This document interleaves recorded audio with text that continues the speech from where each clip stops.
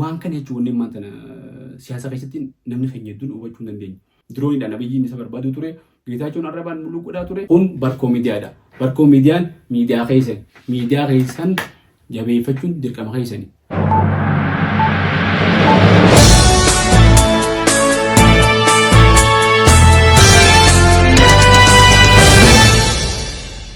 Hojjetoota daawwattoota keenya akkam jirtan nagaa fayyaa.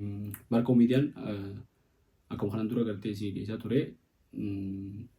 Haala qabatamaa yeroo irratti wantoota gartee siyaasaa fi dinagdee hawaasummaadhaan keessattuu immoo xiyyeeffannaan isaa gama rakkoo siyaasaa dinagdee Oromiyaa keessa jirtu irratti xiyyeeffatee Itoophiyaati, Afrikaati, addunyaati yeroo irratti si dhiyeessaa. Har'aaf wanta tokko qabannee dhiyaannee waa'ee siyaasaati.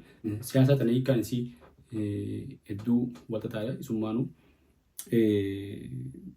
keessaafu siyaasaan diluma siyaasaa walxaxaa taate, siyaasaan addunyaatu walxaxaa taate, siyaasaan Afrikaadhaa akka walxaxaadha. Siyaasa Afrikaa keessaa immoo siyaasaan biyya teenya Itoophiyaattis akka walxaxaadha. Siyaasa biyya teenya Itoophiyaa keessattis siyaasaan Oromoo daranuma walxaxaadha jechuudha. Akkuma gaddeemuun akka waan gartee wal caafamuu fakkaatti. Siyaasa Afrikaa yoo fudhattan biyyoonni Afrikaa irra hedduun biyyoota dimookiraasiidhaan gartee nagaabii dimookiraasiin keessatti hin babal'atini dimookiraasiidhaan hin bulle.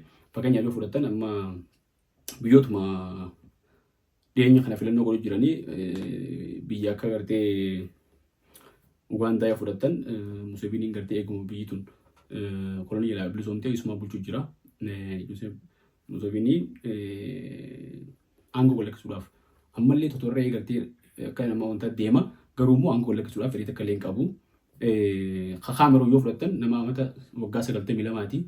Waggaa 92 jechuun jaarsa totorree. Jaarsa totorree kun irratti malee jeeti aangoo qabatee ammallee filannoo gartee marsaa biraatti godhu jira. Tanzaaniyaatti illee akkasumatti obboleettiin takka Desaamiyaadhaan si'a filannoo gaggeessu jirti. Isin gadu bartiidha. Isin tokko irra fooyyee fakkaatti. Suudaan yoo ilaaltan Suudaan kibbaa tanatti nama gartee yeroo dabree gaafa eebba gartee piroojeektii guddicha Itoophiyaa kana gaafa eebbisan yoo agartan waraqaa qabatee gartee akka itti dubbisuun gartee itti ulfaatee jira jechuudha deemuu dhiisi. Nama guddaa akkasiitu aangoo cichee jira mallee jechuudha yoo ilaaltan waggaa hedduudhaaf. Umar al-Bashir immoo gaafa humnaan gartee ammallee hidhaa jira irraa buusanii yaa jamee jira ammaas akkasumatti irraa buusanii biyyoonni Afrikaa guutuun humnumaan gartee waraanni fonqolcha gaggeessee irraa buusan. Dhiyoo sanallee Maadaagaskaritti akkasitti pireezidaantii ari'anii dimookiraasiin guutumatti gartee liblibni siin jiru jechuudha. Mofanqilumaaf fonqolchuma taasisuudhaaf karaa adda addaatiin jechuudha. Karaa siyaasaatti karaan jiru waraanni jechuudha. Dimookiraasii addunyaan asittuu filannoodhaan gartee korojoo san keessa keessee namni nama bulchuuf bakka bu'aa ta'uun seenaa Afrikaa keessatti hedduu qaaliidha jechuudha. Kanarraa kaanee nuti yoo gama keenyaan akka gartee Itoophiyaattis haaluma sanii deemaa ture. Yeroo dabre immoo paartoota akka keessaa namni gartee jijjiirama fiduu dhiibamee waan as ba'ee fi walitti dabarsanii paartii takka gaafa sanitti muummichi ministeeraa duraanii Hayilemaariyaam biyyatti gaafa dabarsu paartii takka waan turaniif. Sambooda haalli jiru maal fakkaata waan jiru takka ilaalla. Guutumattuu siyaasaan tun hedduu waan gartee wal makaati. Warri siyaasa taphatu waan warra biraati. Harki isaan taphatan immoo harka biraati. Yeroo hedduu.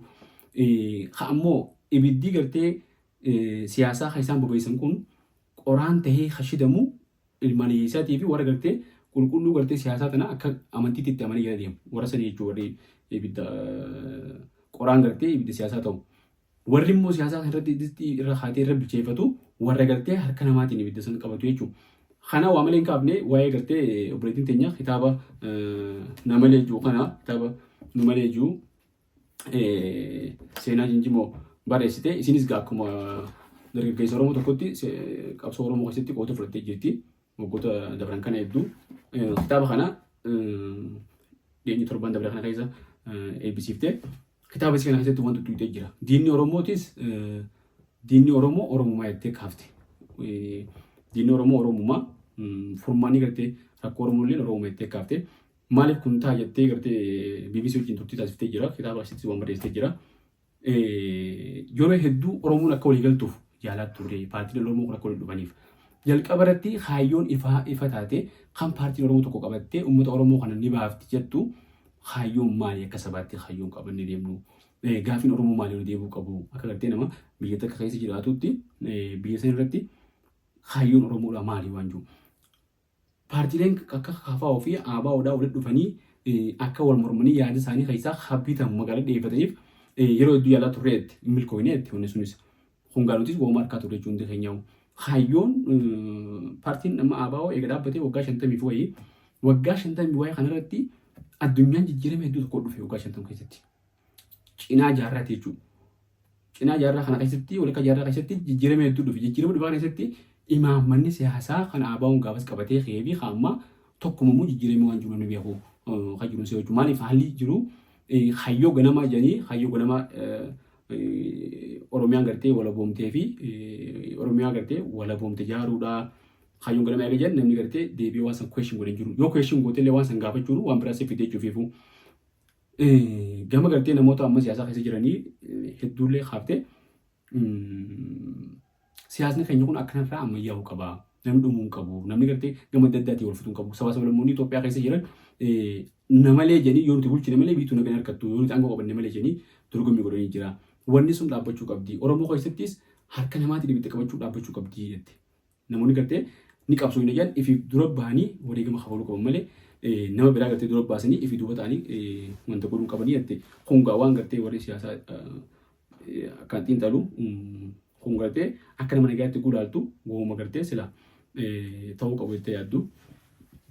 Siyaasa Oromoo keessatti yeroo hedduu amma fakkeenyaaf yeroo dabartee gaafa konsertii Afran Qalloo bilisoomnee waan jamuutu qabame. Bilisoomne mon bilisoomne gaafa si irraa haatee hanga ammaatti illee cinaan tokko bilisoomne jira cinaan tokko bilisoomne jira. Yoomi gaafa bilisoomnu yoomi maaliif bilisoomne akkamitti bilisoomne jechuu dandeenya akkamitti bilisoomne jechuu dandeenya waan jamu namni qabatamaa lafa kaayee bilisoomne hin jiru jechuudha. Amma dura namni gartee jawarillee dubbate bilisummaa ta'e namni garree baatireetti kanina haa barbaadu itti ibsinaa waan jee fakkaata. Qabatamaa wanni jiru gaafuma ganama Oromoo lafaa kaatee qabsoo kaatu san mee fakkeenyaaf namni tokko hoggaa lafaa kee deemu Hararee kee Finfinneetti deemu Finfinnee hoggaa geenyetti bakka deemnu geenye waliin jaa. Hayyee Finfinnee ga'uun tun akkami? Daangaa Finfinnee guutuu seennu moo walakka Finfinnee hoggaa gartee dabaabaayii masqalaa kanarra dhufne moo hoggaa 4 kiiloo geenye moo hoggaa isa geenye waan jiru moo hoggaa gullaallee geenye waan jiru hogguma duraas wal bira haachuu qabachuu bareeffatee irra walii galee. Amma kun hoguu gullaallee geenye Finfinnee geenye jaa. Kun hoguu Boolee Bulbulaa geenye Finfinnee geenye jaa. Kun Boolee Mikaayil dha inni malee Finfinnee geenye jaa. Kun 4 kiiloo hanga geenyutti Finfinnee geenye jaa. Akkanatti bilisummaa gaafii taatee haftee jechuun gammaatti. Lubbuu namaatti dhumu jiru immoo akkanatti jechuudha. Kanaaf wanni amma dhaloonni ammaa kun maaliif dookumentiin siyaasaadhaa kan paartiilee adda addaa hundinuun ifaan ifatti dhiyaatanii fi mari'atanii waan jijjiiramuu malu jijjiiranii waan fooyya'uu malu fooyyeessanii waan itti dabalamuu malu immoo itti dabalanii maaliif hin deemne gaafiin isin qabdu waan kanaati. Oromoon wal bira gad taa'ee waliin mari'achuu danda'u qaba. Afaan qawwee lafa kaayetti wanni kun waan bareedaa waan gartee namni hundillee namni nagayaa fedhu. Ammoo gartee silaa warra siyaasaatiin aboo rabbisuu addaadha. Afaan qawwee lafa kaayaatiin ilmaan namaati kan wal fixu kadhumu jiru kuni afaan qawwee dhiisaadha mariidhaan lafa kaayaa jettan garuu warra siyaasaatiin rabbisuu adda jechuun fi rabbisuu adda dhabuu nama fakkaatti. Isaanii rabbisuu adda jechuun maaliif bakka gartee nuti haasofnu bakka nuti jedhamtu kana bira jiran. Kanaaf fakkeenyi maali Geetaachoo Raddaatii fi Abiyyi Ahmad namni akka isaaniitti walitti duulee akka diinaatti dirooniidhaan Abiyyiin isa barbaadu ture. Geetaachoon arrabaan mul'uu godhaa ture. Akka ajaa'ibaatti jechoota waan jedhamu lafarraa fixattee jechoota arrabaati fi jechoota xiqqeessu lafarraa fixe. Isaan kun ammoo wal qabatanii wajjin sheeshijanii gorsaa isaa ta'e kun aangoo biyya gaggeessu jiran jechuudha. Hayyee haala kana keessatti warroonni duraan gartee diinummaadhaan qawweedhaan taankiidhaan xayyaara waan hunda wal barbaada ture hoggaa wajjin caayaa tokko tatta'anii anaa fi ati yoo warri gartee isaan kana keessaa gartee tokko deeggaree tokko mormee akka gartee wanni kun waan amantiitti akkasiin jettee taawwan irratti dogmas grip on the Oromo and the Ethiopian politics ta'e kanarratti akka gartee waan dokumentii amantiidhaa waan takka tan jijjiiramta amantii gartee amantiin gaafa Yesuus qabee ta'uu taatu akkasi qabatanii deemanii ni jettee amma waan kana jechuun maanta siyaasa keessatti namni keenya hedduun hubachuu hin dandeenye. Waan qabatte san namichi silaa gartee si qabsiisee fi walakkisee jiraachuu mala jechuudha. Fakkeenyaaf gaafa lolli Tigraay gaggeeffamu kaayyootu gaggeeffame qaba. Gaafa dhaabbatu kaayyootu dhaabbate qaba. Warra gaggeessee dhaaba. Warri immoo ergamee gartee lola san lolee waan dhaabbateef isin beeku dhaabbuu jedhanii dhaabuudha. Waliigaltee isaanii waliigale. Horsii waliin tattaanii jechuudha. Kanaaf haalli jiru biyya keenya keessatti illee amma Oromiyaa keessatti waliin jiru uumama kanaati. Yoo isaan waliigalanii gartee lola kana dhaabaa jiran galuudha waraanni. Ammoo kadhumu jiru kadhumu illee jechuudha lolli koyyootti dhufe ilmaan nagaa nama nagaa jechuudha nama silaa gartee biyya tanaaf bu'aa buusu jechuudha. Kanaaf akka yaada nama tokkotti wanni isin kaafte sun gaafii bu'uuraa waan silaa gartee namni Oromooti hundinuu kaasee wal dura qabatee hayyoonni keenyaas yaadni hayyoota keenyaatis akka biyyanii hayyoota qofa jedhee gartee namni yaada kanuma duraa lafa haamis hin jira qofa deemu miti. Dhaloonni ammaan tanaa kunis qoonni kiyya maalii akkam ta'uu qabaa maaltu jijjiiramuu qabaa fooyya'insa akkamii fiduu qabnaa waan jiru itti dabalee akkaataa kanatti biyya teenya itti nagaya buufnee filannoo qabeessan gaggeessinee itti dimokiraasii tana shaakal duratti deemuu qabnee jechuudha. Yoo akkas hin taane gamni lachuutu akka gartee arbii guu ifi wallolee jalatti immoo coqorsaa miidhama jedhanii uummata akkasitti shukkumuu jiran jechuudha. Amma bakka adda addaatti guyyaadha lubbuun nama baatee qabeenyaa waan adda addaatu miidhaan gahaa miidhaalee keessan hunda dhaabuudhaaf furmaanni marii fi marii qofaa jechuudha. Namoonni ammaan tana gama adda addaa deeggaranii gartee jechaa walitti dubbatanii wal falman kun qabatamaan dookumentii siyaasaa laalaniiti miti. Akkuma laalanii kun hummaaree dalage hummaaree hin dalagamne kun nama ajjeese kun namoo nama warra isaan lola ajjeese jedhanii wal falmuu malee dookumentii siyaasaa laalanii madaalaniiti miti jechuudha. Kanaaf dhaloonni ammaan tanaa immoo dookumentii siyaasaa laalee madaalee addunyaa wajjin kana deema kanaatu Oromoo fayyada kanaan nu fayyada jedhee madaalee deemuu danda'u qaba jechuudha. Kanaaf yaadonni isin kaafte kun hedduu gama kiyyatti agartee na fudhachiise. Kan biraa ammoo as keessatti waan kaaftee waa'ee gartee Jawaarillee waan kaaftee qabdi. Waa'ee Jawaar Abiyyi fi Jawaar tokkuma waan jiru kaaftee. Abiyyi Jawaaris carraa harkatee gartee aangoo hin harkatee malee isaaf inni tokkuma jettee waan kaaftee qabdi. Kitaaba kana keessatti waan sana ammoo bal'ina gartee isin waan irraa kaaftee qabdi. Waan san gartee namni kitaabaan dubbisu harkatee dubbisuu dandeessanii dubbiftanii. Gaafa Jawaar hidhaa ture Jawaarii fi Baqqalee fi Hamzaan fa'aa hidhaa turanii gartee nyaatalee lagatanii hidhaa turan sanii imbaasii Ameerikaa gartee warra koongireesii warra addaatti wayii waachaa turre. Isaan wajjin marii hedduu gooneeti dhiibbaa nuti goone saniin akka dhaabbata gartee ollaatti akka ba'an warri Ameerikaa dhiibbaa olii baasanii. Jawaar ammoo yeroo bee gaafatame Abiyyumaan nu baase yerootti nu barbaadee nu hidhee yeroo nu baasuu barbaade nu baase jettee barreessitee waan san irratti akka gartee nama laffaa'isaniif galatan harkatanii tokkotti barreessite. Wanni immoo hedduu gartee kanaallee ilaalamuu qabu. Isiillee gartee gaafanni yeroo biyyee adda baafnu waan gartee isin qootee dubbattee jira. Abiyyi fi Jawaar garaagarummaan isaanii maali wal fakkeenya isaanii maali jennee sila isii gaafatanii akkamitti akka akkas jechuu dandeesse. Irraa qulqulleeffachuun barbaachisaadha jechuudha. Akkasii siyaasa keessatti waa hundaa'uu addaan baafachaa deemuun dirqama keenya jechuudha. Dhaloonni ammaan tanaa kun bilaan fooloo taanee cal jennee ija guduunfannee gartee jala deemuun waan nu baasaatii miti waan nu oofaatii miti waan gartee biyyaa fi biyya teenya tolaatii miti. Kanaafuu ija banatanii nama jala deemtuu akkamitti akka jala deemtu hanga eessaatti akka jala deemtu hayyoon deemtuufoo hoggaa eessa geessee gartee hayyoo galmaan gahee beektaa. Eessa dhaabbannaa eessatti afur baafannaa galmi keenya eessa galma san geenye hoo eenyuutu booroo bahaa eenyuutu dheeraa ta'a lafa fixattee wal mari'attee nama lafa wal teetu muka wajjin koree jedhanii wajjin deemuu qabdaa.